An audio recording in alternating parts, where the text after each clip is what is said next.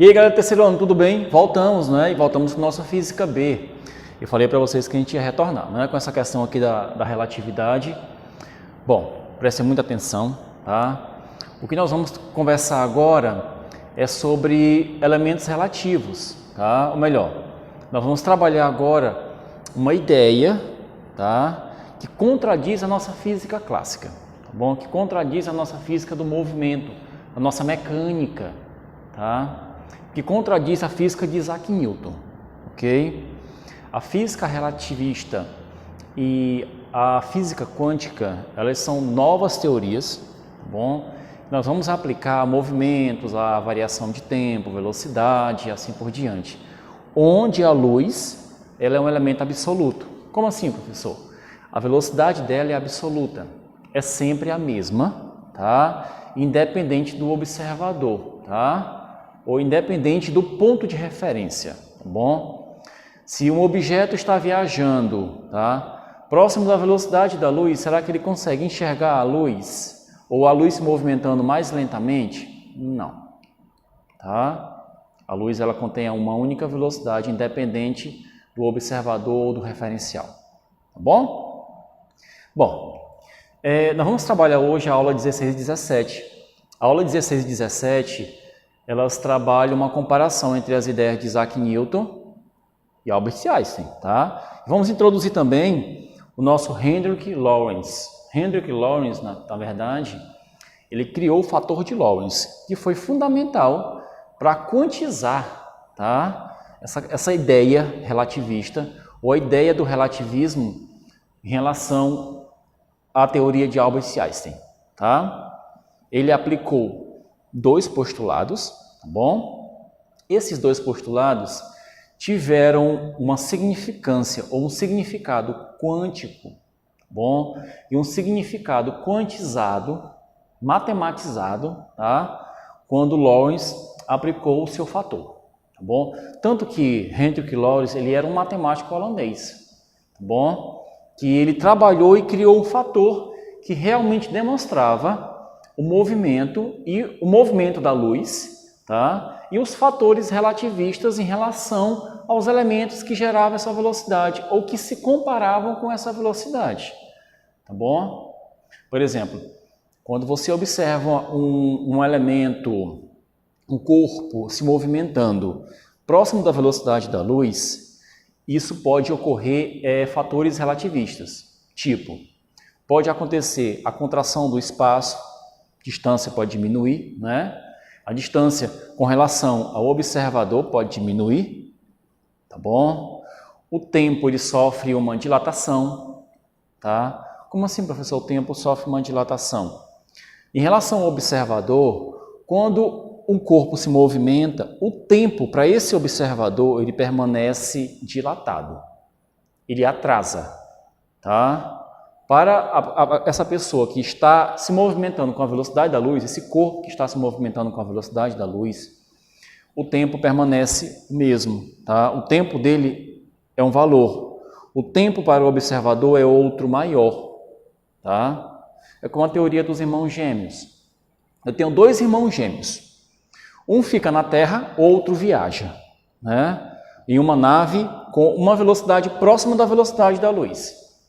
Esse irmão viaja, ele vai e volta, tá bom? Ele percorre uma distância em anos-luz para ir, uma distância para voltar. Se esse indivíduo demorou 1 ano, tá, para ir e voltar, o outro irmão dele que ficou na Terra, será que vai perceber esse 1 ano passar? Hein? Ou será que esse 1 ano fica maior ou menor para o observador? Fica maior. É como se o relógio do observador, o irmão gêmeo que fica na Terra, sofresse um atraso.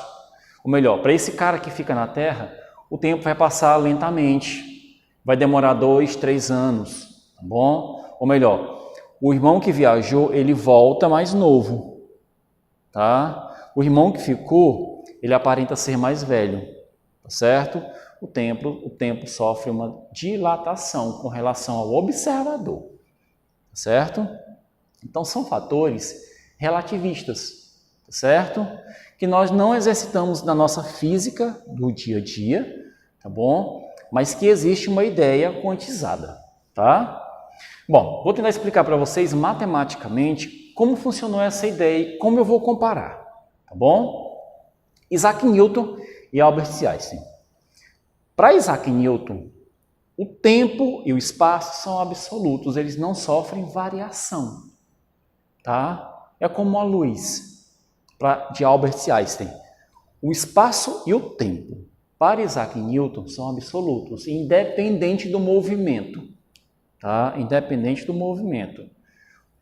O tempo sempre vai ser o tempo, o espaço sempre vai ser o espaço. O espaço percorrido é sempre aquele, ele não sofre alteração. E o tempo desse movimento também nunca vai sofrer uma alteração, tá? Ele não dilata. Ele é o mesmo tempo, tanto para quem está se movimentando, quanto para quem está observando. O espaço também é o mesmo, tanto para quem está observando, quanto para quem está se movimentando. Preste bem atenção, tá? Para Albert Einstein, para a nossa física relativista, bom? Para a nossa teoria da relatividade, para a nossa física moderna, no caso da relatividade, isso não é verdade. Por quê? Porque o movimento, ele é baseado o quê? Primeiro, na velocidade da luz, que é uma onda eletromagnética. É única. A única coisa que é absoluta para a ideia de Albert Einstein, para o relativismo, é a velocidade da luz. As outras coisas variam conforme o movimento do corpo e conforme o observador também. O observador ele tem a ideia de uma coisa e o corpo que está se movimentando é outra, sofre outra. Tipo, que eu acabei de falar para vocês. A ideia dos irmãos gêmeos. O irmão que viajou 1 ano indo e voltando, tá? Ele sentiu 1 ano passando, né? No caso, o corpo que está se movimentando demorou 1 ano. Quem ficou na Terra esperando demorou 2, 3 anos, tá? Então, o tempo para a pessoa que viajou é 1. O tempo para quem ficou, que no caso é o observador, é outro, ele dilatou. Então, tudo que eu vou trabalhar aqui é em relação ao observador, tá? O observador, no caso aqui do tempo, vai observar o tempo sofrer um atraso. Ele dilata, tá? Por exemplo, tá aqui, né? Eu tenho esse indivíduo que fica na Terra e eu tenho um indivíduo que viajou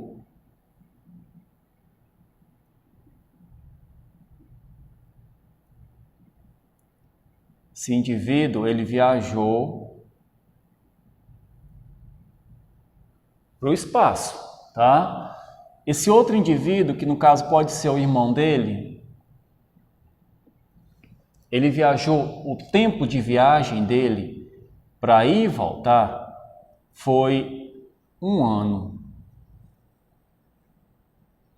tá? O tempo do observador foi um tempo maior do que 1 ano, tá? O tempo para o observador sofre uma dilatação, Bom, vamos entender como é que funciona. Eu vou explicar para vocês utilizando o fator de Lorentz, tá bom? Isaac Newton falou que tudo era absoluto, então o fator de Lorentz para Isaac Newton é 1, não é? Por que 1? Porque o fator ele multiplica os elementos, então o espaço e o tempo, tá? Para Albert Einstein, o fator de Lorentz é maior do que 1. O fator de Lorentz é sempre maior do que 1. E quanto mais rápido o corpo fica, maior fica esse fator. Se o corpo chega na velocidade da luz, que isso não é possível, se esse objeto, se esse foguete chegar na velocidade da luz, essa dilatação é infinita. Como assim, professor? Essa dilatação é infinita? Ela vai ao infinito, tá bom? Então, isso não é possível, tá? Então, quanto mais rápido esse foguete fica, quanto mais próximo da velocidade da luz ele fica, mais tempo o observador vai sentir, tá? Ele pode ter levado 1 ano. Só que, se a velocidade dele for muito alta, for maior, bem próximo da velocidade da luz, o tempo aqui dilata infinitamente. isso aqui passa a ser 10 anos, 100 anos, 1000 anos, enquanto ele viaja só 1 ano. Tá? É uma teoria relativista, tá certo? Então vamos lá. Como é que funciona esse fator de Lorentz? Eu vou usar o alfa e o beta. O alfa é o fator, ali tem alfa, tá bom? Então o fator dele fica 1 sobre raiz de 1 menos beta ao quadrado. Quem é o beta? O beta, na verdade, é a razão entre a velocidade do corpo e a velocidade da luz. Tá? É essa razão aqui, ó. Bom? Se essa razão for igual a 1, aqui fica igual a 0. O fator zera. Tá certo? Se ele zera, isso gera um elemento infinito também. O fator não existe. Ou melhor, resumindo, para que esse fator zere, tá? O corpo tem que chegar na velocidade da luz. Se o beta fosse igual a 1, então ficaria 1 menos 1, que daria 0. 1 sobre 0 não existe. Tá? 1 sobre 0 não existe. Então, você pode observar que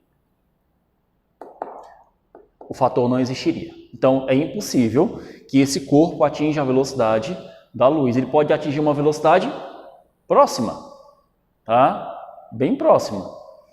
Então, aqui, olha, quando você colocar o beta aqui, você adicionar o beta aqui, ele elevado ao quadrado, ele vai gerar um fator maior do que 1. Porque essa raiz aqui vai gerar um número decimal menor do que 1. Dividindo 1 vai dar um valor maior do que 1. Tá bom? Então, resumindo, a única coisa que não pode acontecer é que essa velocidade seja igual à velocidade da luz. O corpo nunca vai atingir a mesma velocidade da luz. Senão, o fator não existe. Então, ele vai gerar elementos infinitos. Tá? Ok. Bom, vamos entender. Para Albert Einstein, esse fator sempre vai ser maior do que 1. Tá bom? Então, na consequência disso, o tempo vai sofrer uma dilatação, ele vai atrasar para o observador, ele fica maior, tá? E o espaço vai se contrair para o observador. Imagine, eu tenho um carro andando em alta velocidade na minha frente, né? Eu sou o observador. Eu tenho alguém, se o motorista passa na minha frente em alta velocidade, tá? Uma velocidade próxima da velocidade da luz, eu vou enxergar o carro dele um pouquinho menor, tá? Ou melhor, o espaço do carro dele sofre uma contração, certo? Sofre uma contração, tá bom? No caso do motorista, essa contração é dada pela distância que ele está percorrendo. Viu? Olha como as teorias, elas são meio confusas, tá? A gente vai trabalhar isso, tá bom? A nossa teoria de hoje é entender por que o tempo dilata. Bom, por que esse tempo vai dilatar? É como eu expliquei. O tempo vai dilatar porque se eu for jogar no coeficiente ou no fator de Lorentz, olha o que vai acontecer.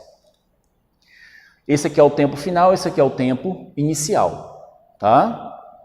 O tempo final, tá, é o tempo do observador. Tá bom? Esse aqui é o tempo inicial, é o tempo mesmo que vai ocorrer, é o tempo do movimento. Bom, o ΔT1 é o tempo do observador, certo? O tempo inicial e o tempo final. O tempo do corpo, o tempo mesmo verdadeiro do movimento e o tempo do observador, que ele está percebendo. Bom, eu vou multiplicar o tempo real pelo fator de Lorentz, tá? Como o fator de Lorentz fica 1 sobre a raiz de 1 menos beta ao quadrado, então fica o tempo relativista é igual ao tempo real, tá bom? O tempo do movimento sobre raiz de 1 menos beta ao quadrado. Lógico, eu multipliquei, você pode perceber que aqui tinha o número 1, ó. Aqui não tinha o número 1.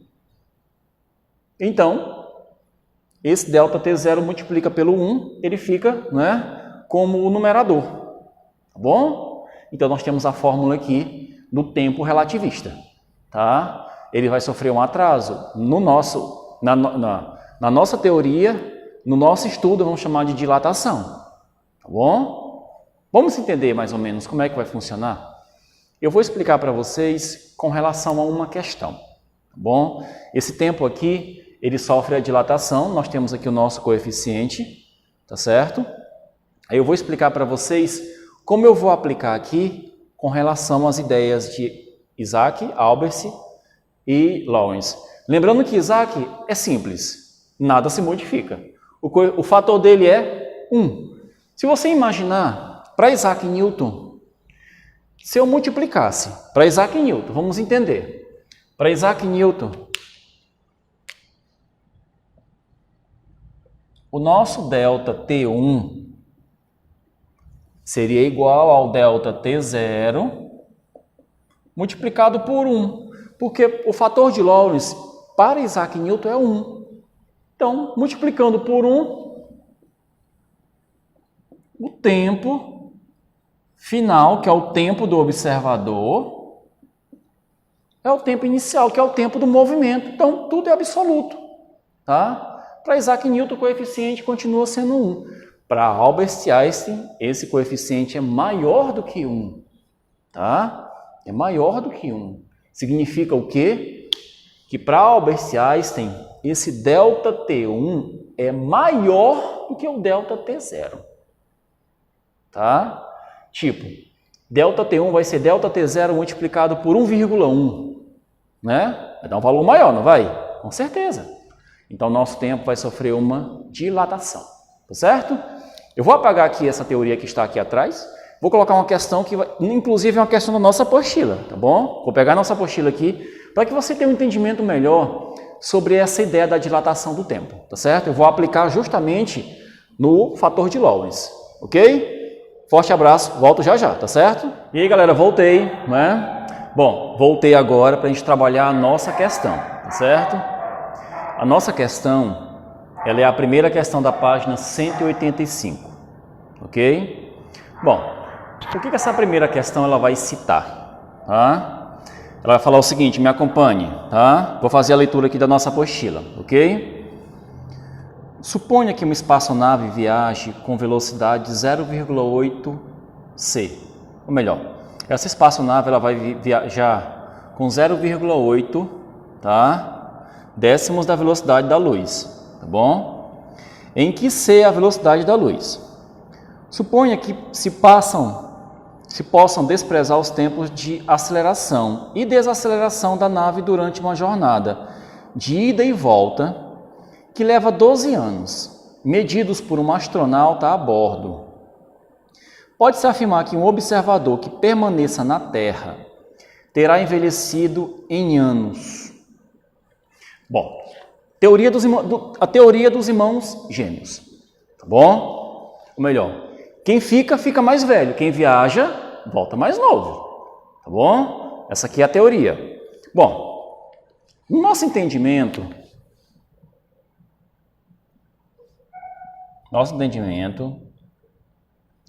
vixe, mas aqui, planeta Terra, né? Parece um ovo, mas tudo bem. Bom, você pode observar que um astronauta, ele vai ficar aqui, tá? E ele vai observar um colega dele viajar, tá bom? Esse colega dele vai viajar e vai demorar um tempo de 12 anos. E ele viaja com uma velocidade 0,8 c. Ou melhor, 0,8 vezes c. C é a velocidade da luz, tá bom? Bom, ele quer saber quanto tempo que esse astronauta aqui vai envelhecer, esse cara vai envelhecer. Por que vai durar 12 anos essa viagem? Uma viagem de ida, né? Vai ser ida e volta. Ok? Levou 12 anos. Será que esse indivíduo que ficou na Terra vai perceber esses 12 anos? Ou ele vai sentir um tempo maior? Né? Vamos fazer o cálculo? Vamos aplicar esses dados no fator de Lawrence. Tá bom? Olha o que eu vou fazer. Bom, aí fica delta T1 é igual a delta T0. O delta T0 é o nosso tempo inicial, no caso é o tempo que o astronauta leva para produzir essa viagem, né? De ida e volta, tá bom? O piloto que está indo está voltando. Esse astronauta ficou na Terra. Sobre a raiz de 1 menos o beta ao quadrado. Bom, beta, quem é o beta? O nosso beta, ele é esse aqui, ó. Vou aplicar isso aqui. Bom, como é que o nosso beta vai ficar, né? Eu sei que o beta, ele é o V sobre C. Tá bom? A questão me diz que V é 0,8, então fica assim, ó. 0,8C sobre C. Concordam comigo? Simples, não é? Então, quem é o beta? Quem é o elemento beta da fórmula? Vou cortar o C com C, né? Então, ele equivale a 0,8. Tá? Vou jogar na nossa fórmula, vai ficar como? Vai ficar delta T0 sobre raiz de 1 menos 0,8 ao quadrado. Lógico, tem que ficar ao quadrado, né? Bom, esse delta T0 eu vou começar a substituir ele. Quem é ele? É o nosso tempo real. É o tempo de percepção do astronauta que viajou, né? Bom, então quem é esse delta T aqui do observador? Aí vai ficar 12 sobre... Aqui vai dar 0,64, então fica raiz de 1 menos 0,64, certo? Então vai dar o quê? Vai dar 12 sobre raiz de 0,36. Lógico, 1 menos 0,64 fica 0,36. Vai dar 12. Galera, qual é a raiz de 0,36?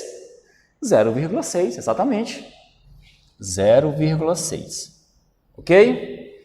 12 por 0,6 vai dar quanto? 20. Cara, o astronauta que fica na Terra, ele vai envelhecer 20 anos. Quem viajou, o astronauta que viaja, ele envelheceu 12 anos, que foi o tempo da viagem de ida e volta, tá bom? O indivíduo que ficou na Terra, ele percebeu o tempo passar, só que para ele o tempo dilatou, sofreu um atraso, tá? Então, esse tempo demorou o quê? Ele se prorrogou por 20 anos. Então, a nossa alternativa aqui é a letra E, ok? Observaram como funciona esse fator de Lorentz, tá? Ele faz um cálculo direto quando você compara a velocidade da luz com a velocidade do corpo, tá certo? Na nossa próxima aula eu vou continuar nessa mesma aula, tá bom? Só que na próxima eu vou explicar para vocês como é que o espaço ele sofre uma contração, ele diminui, tá? Esse espaço ele vai diminuir. Então, você vai perceber que o nosso ΔL, que eu expliquei para vocês aqui, vai ficar menor, tá certo? O observador, ele vai observar o corpo do movimento, tá? O corpo do objeto em movimento, e vai perceber que ele diminuiu, viu? Ou melhor, sofreu uma contração, tá bom? E nós vamos entender melhor como acontece esse elemento, tanto para o observador, quanto para o corpo que está em movimento, tá bom? Pessoal, ficamos por aqui, tá certo? Na próxima aula vai ser dada a continuidade, tá certo? Um forte abraço e até mais.